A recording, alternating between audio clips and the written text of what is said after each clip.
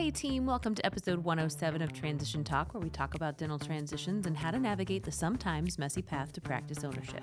The act of announcing your transition to your team can feel intimidating and cause quite a bit of anxiety, but rest assured, there are things you can do to help you feel prepared and confident for that tough conversation. If you haven't already listened to episode 24 or 106, highly encourage you to do so, as they're going to set you up for some information you'll hear today. But in this episode, we want to discuss the operational changes you may encounter when it comes to telling your team, from staff compensation, vacation time, insurance options, CE, more. So many pieces to consider as you transition not only your practice, but your team to the buyer. And if you're a buyer listening, listen up, because this is going to be important for you, because these are the questions you're going to get when you meet the team for the first time. But before we get to that, Mr. Loretto. Oh my God, that sounds complicated. I think we're just stressing out this young buyer.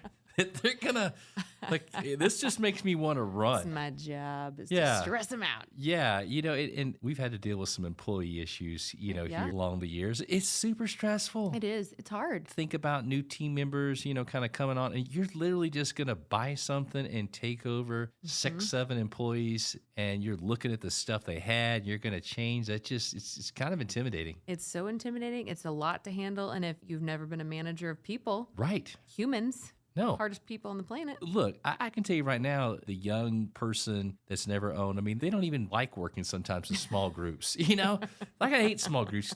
My person never does anything, I just want to run the whole thing myself, So my belly is full right now, do you know? I know. It was a really good lunch. If you did not pay attention, episode 100 on the anniversary, I randomly came up with this story and NDP and how it started, and Noah, our editor, and I'm like, who is Noah? And Joan's like, I don't know. I just met this guy, and Christy's met the guy. So we just met him for the first time. Yeah, we met him and went to lunch, and it was so fun.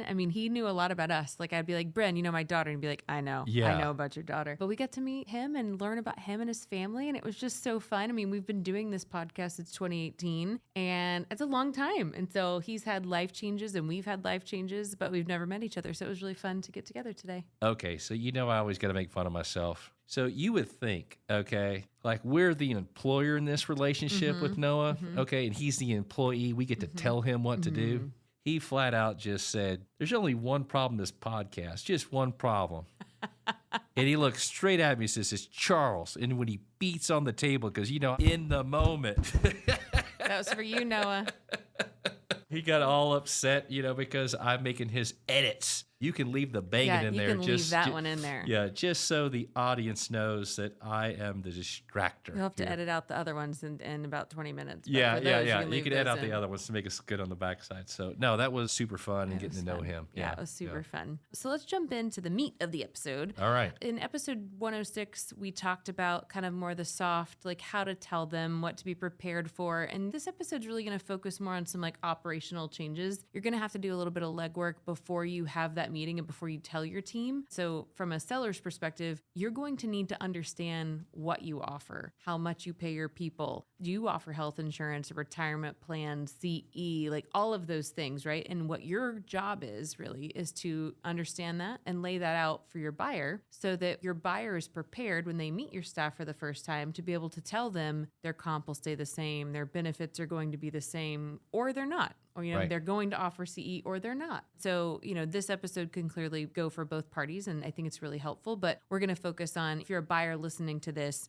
how do you handle if what you're going to do is different than what is currently being done in the practice, or if there's kind of a staff, quote, quote, issue that already exists that you're inheriting. So we'll jump into a few topics. No, I think you're spot on. It's definitely a situation where both buyer and seller getting, typically the sellers kind of leading that conversation, going through each individual employee, how long they've worked there, what their compensation is, what their hours are, what's unique about them, the value. And typically they'll kind of tell you who the problem child is. They'll tell you last 5 years, I just kind of dealt with her.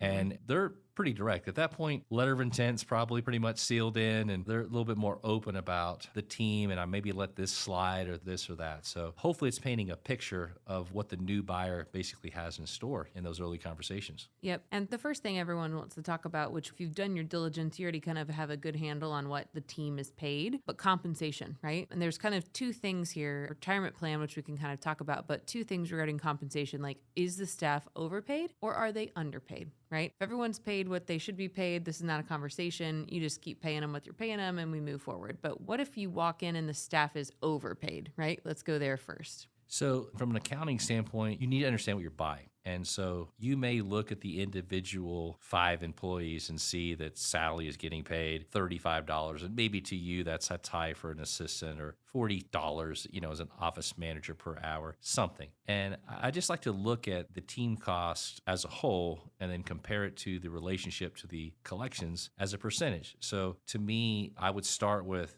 a number. Okay, so if I had an 800 collection practice and the team cost was 300, that's an example of a very high team cost. That's 37%. So instead of looking at a way to get everybody a pay cut and go down from 40 to 35 or 30 to 25, or just axe one of the employees, what you have to do is look at what would the practice need to collect in order for that to balance out. Okay, in this example, if it was 800, I'd probably have to have about $1.1 million with that same level of team cost at 300 before the number balanced out. So now we went from 37% overhead to 27% overhead. So that would be a great analysis that you would do on your end, and then you'd have to be able to lead a very courageous conversation with that team pretty much out of the gate, and to let them know that you recognize that the team is compensated at a little higher level and you don't want to make a change, but the change that we do need to make is that we would need to grow. So I think it's important to kind of take a step back, and from a positive standpoint, we can keep the team and everyone gets paid the same, but we're going to have to, as a group, have to grow the practice.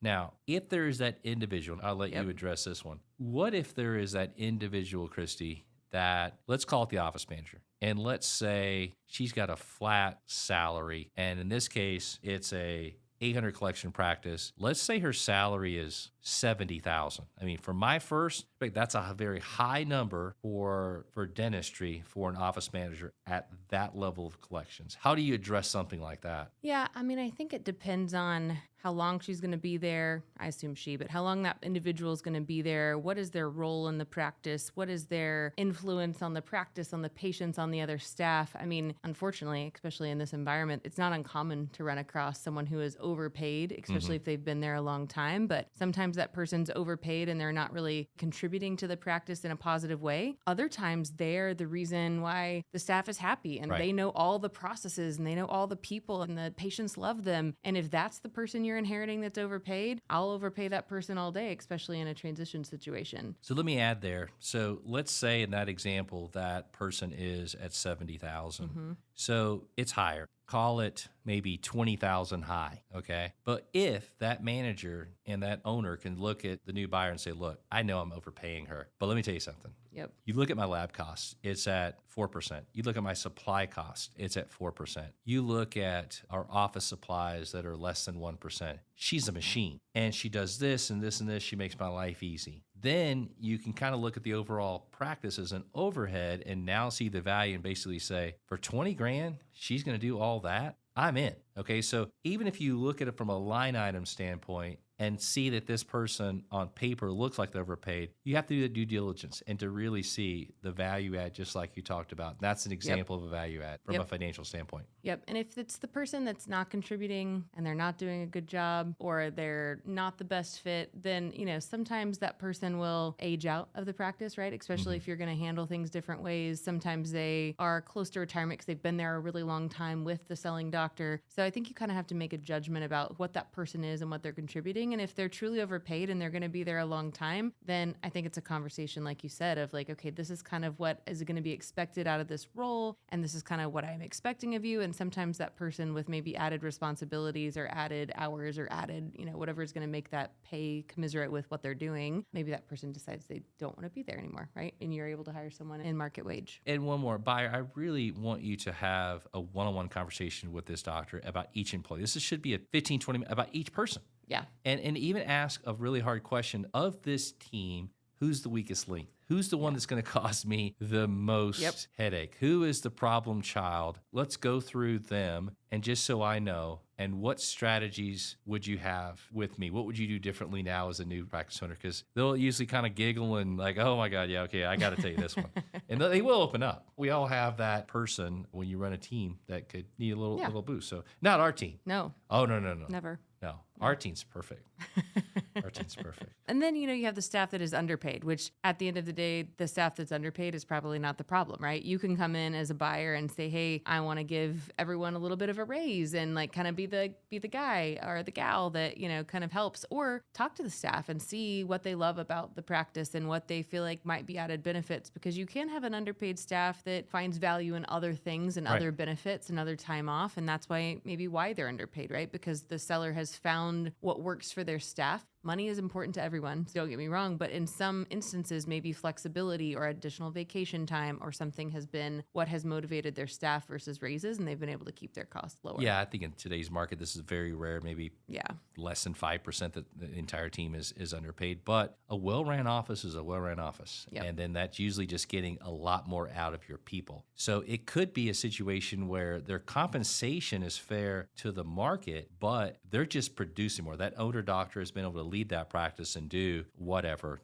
$1.1 million, and be able to have a team cost of this. Maybe they're just running with fewer team members. Yep. So in that case, I think it's just coming back to the individual set of people and asking them, what could I do to support you? What are some things as a new practice owner that I could provide, tools that I could help you with the team? If that's, hey, we used to go to CE courses, we used to do this, let's bring a consultant in for this. Maybe everyone wants the raise. Just be careful on how you ask it. Yep. But you want to ask kind of some broad questions to the team. And if it does come down, if it's just money, it's okay, because you know for a fact from a percentage of collections that you're getting a good deal. Yeah. The other thing that's kind of falls in this compensation bucket is retirement plan and contribution. If you are buying your practice from a established seller who's been in business for 30 or 40 years and has had a good financial planner, they probably have a 401k plan and a defined contribution or cash balance plan, and it's probably things that you're not going to be able to offer right off the bat. And that's a concern for a lot of buyers we work with, is they say, hey, I'm not going to have a plan right away. I'm not going to have this, additional plan where the employees can put this additional monies back. And what I want to say is that's okay. I think it's normal that there's going to be a period of time before you have something set up. Most of our buyers, most of them come and work with Kane Waters, and it takes a few months to get their plan set up the right way and kind of make sure they're doing what's best for them and the cash flows of the business. And so I think it's okay to meet with staff and say, I know you have X and Y plan, and I know this is what you're used to contributing, and I am going to also have a plan. It's just going to take me a few months to set that up. So I want you to be patient. In the meantime, here's some resources that seller has given me. You're going to be able to roll your plan over to this IRA, Charles Schwab, wherever you're going to roll it over to. And in the meantime, here's where you're going to be able to contribute your money, so you're still getting to put money towards your retirement. So I think most staff are accepting of that. They understand there's going to be a transition of that. We would, of course, never encourage you to not have a retirement plan, because that's, important, but it's okay to have a lapse in time where you're maybe not doing the exact same thing. Yeah, just open communication with them, letting them know what your plan is. So no, I think we're on point there. Anytime you take something away, or it's not exactly the same when the new company basically takes it over, it's delicate. And so individual conversations, group conversations that are done in writing to be able to kind of tell the team what the plan is and just to be patient, I think is good advice. Other things that matter is vacation time, right? Time out of the office, whether it's called PTO or sick time or vacation time or whatever you're calling it, the ability for your team to take off either paid or unpaid. Maybe you've been the person selling doc who is always closed the week of July 4th and also the week of Christmas, and your team has always been able to take that week off because you're not in the office. Maybe you as a new buyer don't want to do that. You want your team to stay around the office and clean. Like there's going to be differences. And so understanding what is currently being done, not only from a whole office closure, but I give this many sick days, I give this much vacation with this much tenure, knowing what the staff is currently getting is going to be critical for you as a buyer to say, am I going to keep doing the same thing or am I going to change it? And if you're going to change it, why? Yeah, so first thing I want you to do as a buyer is ask the question, is there a employee manual that's signed by each employee that they have received this? That way you can actually look at the legal benefits that everyone has basically agreed to. Second, if that is the case, be ready to make a change to that employee manual.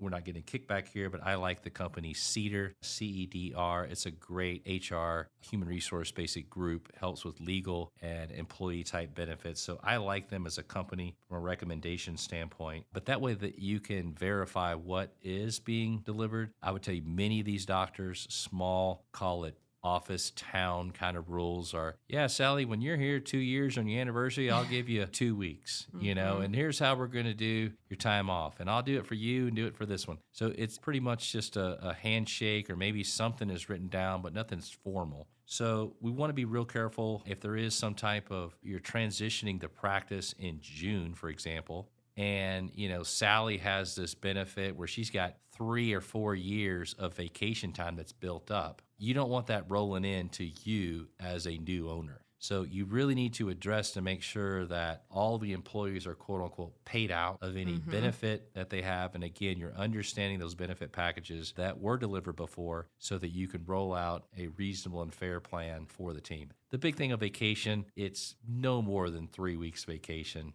I would say from a dental office standpoint, that's probably the most that I would see. It might be earn it a week, after a year. Maybe it's 2 weeks at 2 to 3 years, but typically no more than 3 weeks from a vacation standpoint. And I think too, like depending on when you transition, if you're going to make a change to whatever is offered, I think timing of when that's made, if you close in January, February, March, generally, let's just keep whatever they're doing, hold true to that, and keep that going through the end of the year. If you're closing in December, maybe give them 1 year to keep doing the same thing, and then let them know, hey, right now, if you're going to make a change, when you close, right now, going to keep doing the same thing. I may assess it, in a little bit to see if it's still working for everyone and may make a change later. But for right now, we're going to keep it the same and then have meetings with them, like we just said on compensation, to say, how does this work for you? What's happening? Make them feel as though they're part of whatever change is coming, because that is how it's going to be more accepting. It's never going to be good to just walk in the door and say, I'm changing this, I'm changing this, I'm changing this. Like that will cause people to panic, even if the changes are minimal, because change is hard for people. And again, I can't emphasize enough here. I would spend the $3,000. I hate quoting fees. I think they charge around $3,000 for this office manual and individual state review of benefits. Okay, because each state has different rules and benefits of what you can and cannot do. Yeah, like if you're listening requirements. In California, Washington, like you've got to give a certain amount of days for COVID, sick They time. got retirement plans that have to be in place. They've got disability policies, things like that. So I really recommend having someone that really understands your state laws as it pertains to employees, especially in very liberal states that are really pro-employee. Texas, we're not. We're pro-employer. We don't like you. We just let you go. At risk. At risk. Is that what it's called? No, it's called at will. At will. At will. Charles is always at risk. At risk, at will. You said insurance, and I think that's another big thing to talk about. The ability or your requirement to disability, short-term, long-term, life, AFLAC, like those are things that if the seller has done it, take a look at what it costs, why they've done it, who's participating. Maybe it's something they've done just because they wanted it, but no one is participating. Same goes with healthcare, actually. It is not rare to find a practice that does not offer health benefits. I think it's becoming more and more common because I think employers are trying to find ways to keep staff and make their packages more competitive. But what we'll find sometimes is that it will be offered, and sometimes there will be a big majority of the staff that actually doesn't use it because they have a spouse that works for a company that has a better plan or that type of thing. So I think for health insurance, it's what do you offer? what are the benefits, who is participating, and then looking at that. Oftentimes you're going to need to call whatever broker your seller has used to put that plan together and then see if they can put together another plan. Again, you're not buying their health plan, you're not buying their retirement plan. That stays with the seller. But if you want to offer it, you're going to have to replicate it, right? And so trying to figure out what is the best way to figure out what health plan makes sense. It's a wild and crazy world, the world of health benefits. And so not something to tackle on your own without some good data and someone to help you do that. The 90-point checklist of one of many things to do once you purchase that practice. I think from a health insurance standpoint too, you're typically paying a portion of the employee only. When you become an owner, there's a cost for just the individual. And that individual cost may be $400 just for the individual per month. And so a common approach would be is you're paying maybe 50% of that. So in other words, $200 that you'll pick up and then the employee will pick up their $200, or maybe it's 75-25. It's pretty common for that. It's typically uncommon that you're paying the health insurance 100% as well as 100% for maybe the employee and a portion for the family, because that's where it gets expensive. For a family, you're typically seeing insurance coverages maybe in the $2,000 a month, or depending on age, it could be $2,500 a month. That's where it gets pretty expensive. So it's just something to, again, understand what was given and then understand to, seek a broker to get that quoted so that, again, you can be competitive on your benefit package. Yep. CE, continuing education, dues, subscription. This is another area that oftentimes there's no hard and fast rules. It's not every employee gets a certain stipend or a certain amount. What we see here is often where a seller has said, hey, I pay for all renewal dues, and I also generally take the team on a trip to the state conference once a year or every other year, or every 5 years we go do this, and then we just have OSHA, HIPAA, those types of trainings come in the office. So for me, it's really understanding what has been done, unless you have an associate in the practice. If you're buying a practice that has an associate there, there's probably some contractual obligation. Agreed. But other than that, I think it's, what do you want to do, and understanding what has been done, and then being able to answer the question if that's going to continue for you. Yeah, I think from the employee as the associate doctor, the 100% can be some type of contract. We both agree to that. But for the employee, I'm probably not putting anything in the manual that you get X amount of allotment. I would just be focused on what's been done in the past and try to do something similar. And then to me as a new owner, I'm probably investing in the team going, but I want to honestly kind of control what they attend. And typically it's something around practice culture, leadership, case team acceptance, building, team building, something like that. Absolutely.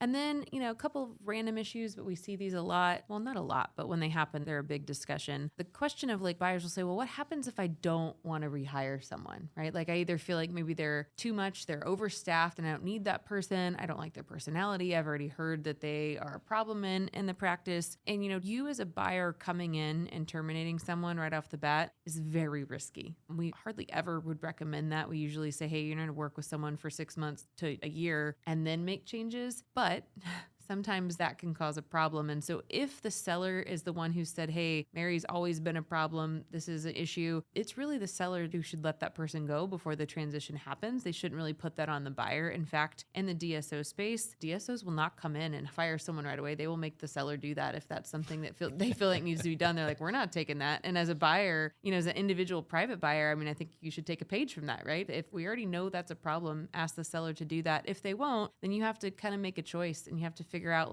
is this worth the risk? Is this something that the team sees as well? I was thinking back, episode 55, I interviewed Catherine Attell, and I will not say it with the grace that she said it, so go back and listen to that episode. But she said, if you feel like you have someone in a group and you're a new buyer and they're kind of like a cancer, right? They're real toxic. Gather the group together and say, hey, here's some changes that I'm going to make. Here are the things I want to do. Here's the vision that I have for this practice. And if you're not on board, that's okay, right? There's a place for you everywhere, and we need to be somewhere. And that way, the team sees that you are trying. And if you end up having to let that person go, it is very transparent about why it happened and hopefully removes some of that risk. But you got to get in there and you got to see who the alliances are and who the friendships are. Because what you don't want to do is let one person go and now you're short 2 hygienists and an assistant. Yeah, I always just say when you take over, they're looking at you. And are you going to lead? It's yes or no. Yeah. And if you don't lead, they'll take advantage of that. And it's no different than walking into babysitting 5 brand new people you just met, and they're all 5-year-olds. Was this guy going to lead or not? Yep. because we normally get away with all this stuff. Let's just see what happens here. But as soon as you put the leadership in place and the systems in place and let them know that you care and there's a reason behind that these changes, that they'll follow. That's really what we're talking about here. Like you said, there's always that one person, not always, but it's not uncommon to see the one person that probably will be let go in that first year. Yeah, and it's hard. Change is hard, and especially if you've been working for one person for 20 or 30 years and someone comes in and wants to change some things. Some people are great at that and can be flexible and excited, and it motivates them. And then there's some people that they're just done, and that's okay, I think, too, that if it does come to that case, the times I know that has happened, the team's thankful, oh my God, thank you. I think about our own team, over the years when we let people go and they're like, thank you. I'm like, wait a minute. Why didn't you tell me this before? Someone was messing around. You should have told me. I let go of them months ago. Family employees are the other kind of hard part, right? This is hot. This is a hot topic for me. I just got the phone call with somebody, so I am ready to deliver this one. Family members. Okay. I'm going to tell you who this is. All right. This is the office manager. Okay. This is 70-year-old dad, mom owner, typically dad, and employs their 45-year-old daughter or son in the practice. They weren't able to, quote unquote, get a normal job. They're not a good leader at the practice. At this point, they're making 70, 80 grand. They're overpaid, and mom or dad needs to keep paying them because that's putting a roof over the head of their grandkids.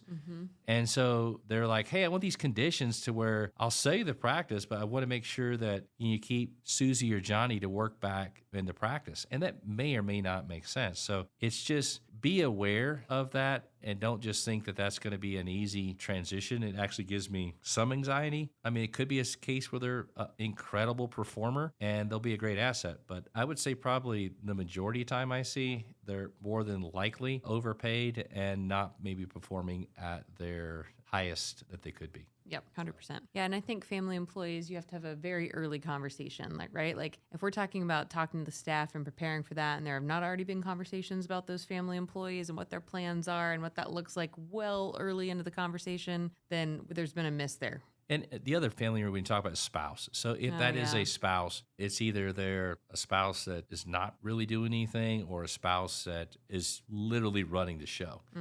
And in that case, they're very critical to the practice. It's going to be very difficult to replace. It actually may be a condition. And I've seen it till we purchase practices. Senior doc is not working or very limited, but we'll keep Sally, the wife, on in the practice for a full year. And the goal is to maybe have her transition, I don't know, my spouse or the next person because of how critical her role is. I don't have time to learn it all, so I need her to train someone else. So that's also something to consider. Yeah. So lots of things here, right? That are going to be very different, right? There's no one roadmap to how to handle this because every private practice has its own set of people, its own set of humans, its own set of benefits and compensation. And I think the key here is just communication, right? What are they paid? What are the benefits? What are the things that aren't written in my employee manual that my employees have come to know and expect from our practice, and how to transition those things to the buyer? We truly think it's the seller's responsibility to set a new buyer up for success in this area and make sure they have the data they need. Once you pass the keys, you cannot control what a buyer does, right? Buyer's going to make their own mistakes sometimes. We hope you don't, buyers, but that's part of the process of learning, right? And growing and developing and becoming a good leader of people. And so as you think about practice transition from a seller's perspective, think about these things, be prepared for these things. And as you're looking at buying a practice, don't put this people piece off until the end, right? Because it'll be one of the biggest components of owning a practice is managing and developing your team. So. Speaking from experience, I'm going to close tomorrow. Christy, I need to talk to you as soon as possible to talk to the team. Yes. Oh my God, I don't want to do that. Yeah.